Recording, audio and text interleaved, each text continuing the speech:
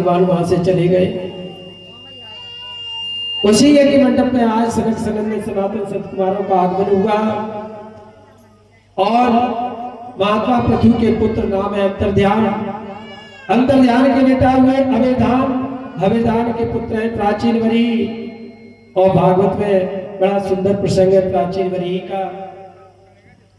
प्राचीन वरी राजा बड़े प्रतापी राजा हुए। इन्होंने यज्ञ पे यज्ञ किए और यज्ञ पे यज्ञ किए और इन्होंने एक भूल कर दी। जब भी यज्ञ करें उसमें एक जीव की बलि दे दिया करें। यज्ञ पे यज्ञ करते गए करते गए करते गए, लेकिन इन्हें कोई शांति न मिली। देखो हिंसा हिंसा होती है, चाहे यज्ञ के बहाने करो या वैसे करो। हमारा वेद कहता है अहिंसा परमो धर्म। हमें जीवन में हिंसा नहीं करनी चाहिए। हिंसा 3 प्रकार की है, मनसा वाचा कर्मणा। हमें हिंसा नहीं करनी चाहिए, लेकिन कौन समझाए प्राचीन वरी राजा को। वह गलती पे गलती करता है और यज्ञ पे यज्ञ करते जाता है और एक बलि दे देता है। यज्ञ मंडप पे नारद जी आए। नारद जी ने क्या देखा कि दरवाजे पर खड़े हैं ऊपर बादल में बड़े बड़े जीव, घोड़ा मेढ़ा, बड़े बड़े सिंह हैं। वो इंतजार कर रहे हैं कि कब प्राचीन वरी राजा आए, कब उसका भक्षण करे। नारद जी कहने लगे राम राम, ऐसे कुत्सित कार्य। अंदर प्रवेश किया। प्राचीन वरी ने बड़ा स्वागत किया। प्राचीन वरी राजा से कहा राजन तुमने यज्ञ किए, इतने यज्ञ किए, बताओ तुम्हें शांति मिली? कहा कि महाराज शांति तो नहीं मिली। क्यों नहीं मिली? कहा कि मैंने तो बहुत धन दान किया, पुण्य किए। कहा कि सब कार्य किए लेकिन गलती कर गए। क्या कि जब भी यज्ञ किया एक जीव की तुमने हत्या कर दी, बलि दे दी।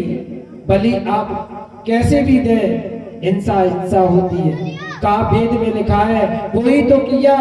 जानते हो वेद में लिखा कुछ है और उसका अर्थ का अनर्थ कर देते हैं। अर्थ का अनर्थ कर देते हैं। बलि लिखा है क्या? मोह और अभिमान की। ये जो मोह है ना, ये मेरा है और अभिमान है कि मेरे समान संसार में कोई नहीं है। ये जो मोह और अभिमान की बलि है उसे हमें देना चाहिए, ना कि बकरे और मेढ़े की। जब भी भगवान की पूजा करें, जब भी कोई यज्ञ करें, तो ये जो मेरा, जब धन दान करते ना, दान के समय उसमें हमें मोह नहीं होना चाहिए कि ये मेरा है और आज ये चला जाएगा, हम खाली हो जाएंगे। ये कभी नहीं सोचना चाहिए, क्योंकि दान का फल ऐसा होता है कि आप दान करोगे 1 गुना, आपको मिलेगा 10 गुना। और जो दिया है उस पर कभी अभिमान मत करना कि मैंने इतना किया, मैंने इतना किया। जो आप अभिमान करते हो ना कि मैंने इतना दिया, तो ये समझ लो इसी समय पुण्य क्षीण हो जाता है।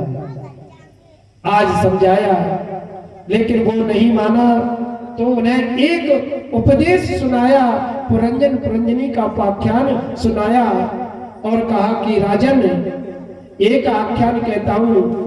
एक पुरंजन नाम का राजा था। पुरंजन के सखा का नाम था अभिज्ञात। अभिज्ञात किसे कहते हैं? जो किसी के द्वारा जाना ना जाए उसे कहते हैं अवज्ञात। अवज्ञात आज पुरंजन जीव के साथ अवज्ञात सखा साथ में लिया और एक सुंदर नगर की खोज में निकला। जब सुंदर नगर की खोज में निकला तो दक्षिण दिशा में एक 9 दरवाजे वाला नगर दिखाई दिया। ये 9 दरवाजे वाला नगर क्या है? ये हमारा शरीर। जरा ध्यान देना, 9 दरवाजे वाला नगर कौन सा है? ये हमारा शरीर। दो नाक, दो आंख, दो कान, एक मुंह, उपज और इंद्री, इस प्रकार से 9 दरवाजे हैं।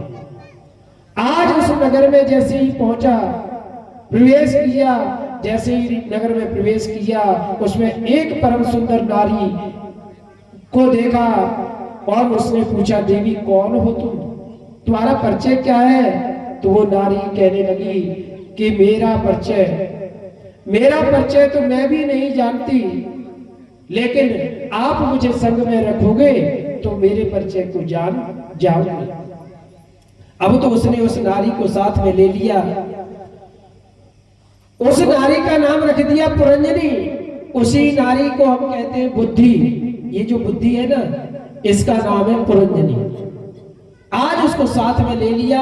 अब वो खाती तो खाता, वो पीती तो पीता, वो सोती वो सोता। अब जो वो जैसा करावे वैसा ही करे। जानते हो, इसने अपने साथ में 10 सहेलियों को लिया, 5 ज्ञानेंद्रियां और 5 कर्मेंद्रियां। नगर के बाहर, नगर के अंदर एक डंडा लेकर के बैठा है जिसका नाम है विसूचिन, जिसे कहते हैं मन। ये जो मन है ना, अब बुद्धि रूपी पुरंजनी विवाह होकर के आ गई। और जब विवाह होकर के आई तो वो जो क्रिया कर रही है वही करता है। वो उसके वशीभूत हो गया। पुरंजन नाम का जीव अब नगर में वास करता है, कर रहा है।